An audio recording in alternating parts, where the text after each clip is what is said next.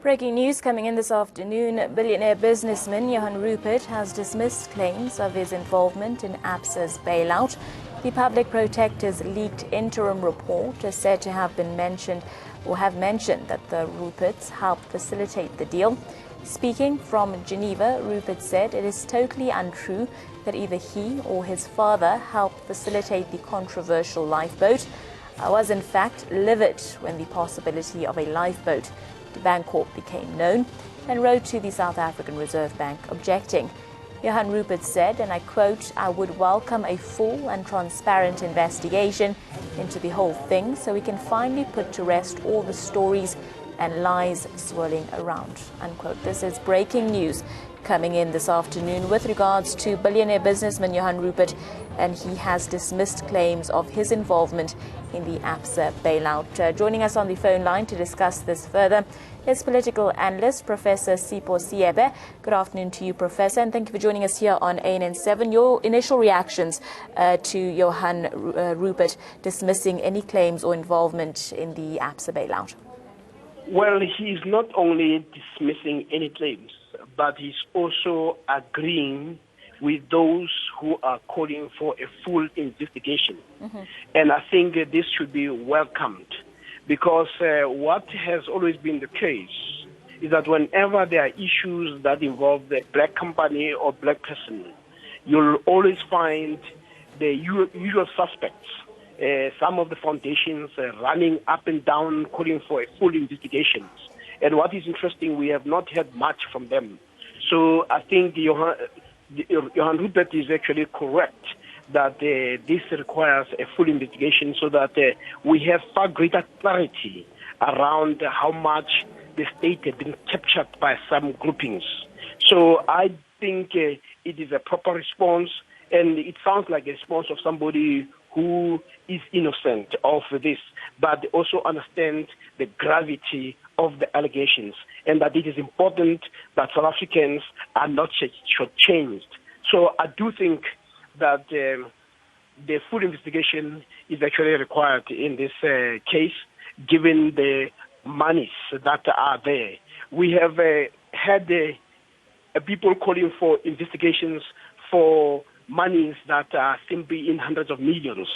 So where there is instances that can be shown that billions and billions were given and the state has not received anything in return or what it was investing in, it's important that at least we should, in the same way that we'll always call for investigation around small things, let there be full investigation, and Johan Rupert should be congratulated for saying that before the U.S. suspect says it. Actually, at the moment, those have decided to be very quiet, because for them, it is only when black people or black aligned companies that when they're involved, that they'll call for full investigation.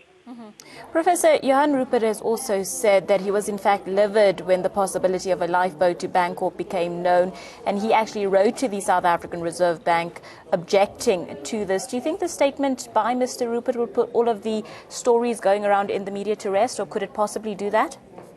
Yeah, well, what he's saying is that that company was a company in opposition to their own business. So when you are a business person, you would like to be the only dominant player. So it is very possible that it's correct that you are very unhappy. But he says the only way that it could be supported is if there was a threat to the system. And he clarified that point quite well. But he says he did not support the bailing out of an institution or a company or a bank that was failing. So just lastly, given that the public protector's leaked report says that Rupert helped Absa loot, what legal repercussions will he face in the days to come, if any, possibly? I didn't get that one properly. With regards to the public protector's leaked report, it says that Johan Rupert helped Absa to loot. What legal repercussions will he face in the days to come, if any? Well, I mean, what you have here is not so much to go towards the notion of legal repercussions, because sometimes people make statements because they make assumptions of a link, and somewhere the link may be very tenuous, or the link may not be relevant to this particular case. One must also understand that businesses and business people do end up, they're also social beings, and they may be working with other people. So it might be a misstatement that there is a direct link, and in that case, what Rupert says is that let us do an investigation so that the lies can collapse. So he's not even saying, I want to sue anybody. So I do think that we must take the approach that he has suggested, a full investigation, so that the people get far greater clarity before we start rushing to the courts.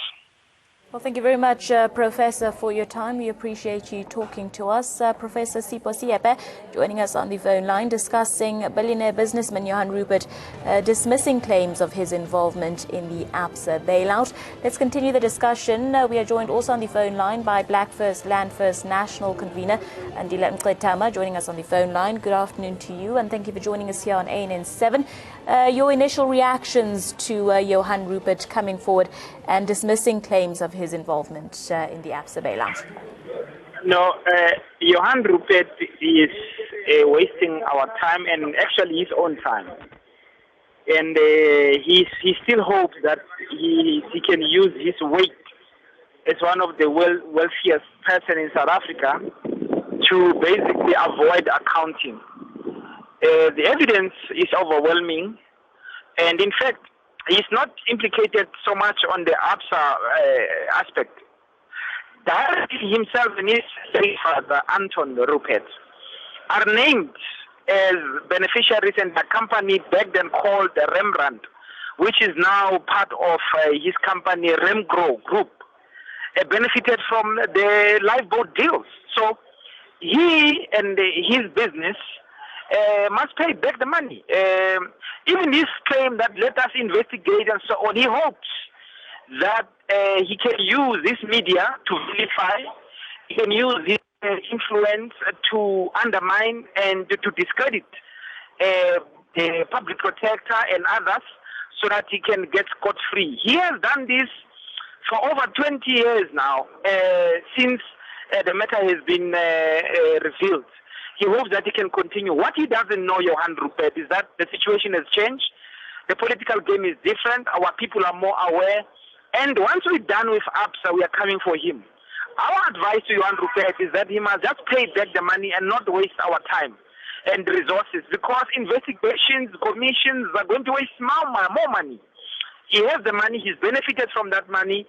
Let him pay back the money. By the way, we have already, as DLF, opened also a criminal case, and his name is very high up there among the people who have illegally benefited from the 26 billion rand that was stolen from the Reserve Bank. So I don't think we should take his comments seriously. He's a man who is guilty. He's a man who's running away, and he's a man who still hopes that he can use his influence to get protection. But we have our eyes on him. He has no way to hide. Mr. Mqetama, I just want to elaborate on a statement you made saying that Mr. Rupert is trying to avoid accountability here. He did mention that he would welcome a full and transparent investigation. How then would he be trying to avoid accountability? No, he's just trying to buy time. The investigation has been done, which already says Absa, which benefited from the lifeboat, which he himself benefited from the same process, and must pay back the money. So he's hoping that an investigation he might wiggle his way out around it. So the evidence by four, I don't know what he's talking about. Four already investigations have pointed their finger directly at his involvement and his benefits. What more does he want? If he wants, can go to his. If he wants, can go to Davis. If he wants, can go to the CIX. And in fact, by implication, this Absa conclusion by the current public protector also make the same conclusions. What more does he want? He's a man who's running away. Of course, the investigations can continue, but it is just delaying tactics because the conclusion is going to be exactly the same. Johan Rupert and his father and their family benefited from an unlawful activity involving the Reserve Bank. I agree with Professor Siepe. If Johan Rupert believes he's innocent, why is he not suing? So many of us have already come out and said Johan Rupert is implicated. He hasn't done so. He just wants to waste time. Well, thank you very much, Andile Mqetama, for your time. We appreciate you talking to us. Black First, Land First convener Andile Mqetama joining us there on the phone line.